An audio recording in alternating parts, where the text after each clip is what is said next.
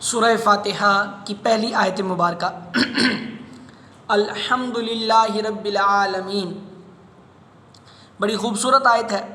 ہم نے الحمد کے معنی کو بیان کیا، اللہ کے معنی کو بیان کیا، اب رب العالمین میں رب جو ہے اس کے معانی کو بیان کریں گے۔ تو رب کے معنی سید بھی ہیں، مالک بھی ہیں، معبود بھی ہیں، مصلح بھی ہیں، ثابت بھی ہیں۔ یہ رب کے معنی ہیں۔ رب لفظ قرآن میں کسی اور کے لیے بھی استعمال ہوا ہے، مگر یہ اللہ تبارک و تعالیٰ کے لیے بھی استعمال ہوا ہے۔ مفتی احمد یار خان نعیمی نے اس کی اپنی کتاب کے اندر بھی کچھ وضاحت کی ہے۔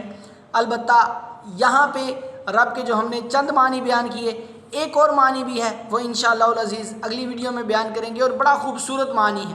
اللہ تعالیٰ ہمیں اپنا شکر ادا کرنے کی توفیق عطا فرمائے۔ آمین بجاہ النبی الامین صلی اللہ علیہ وآلہ وسلم۔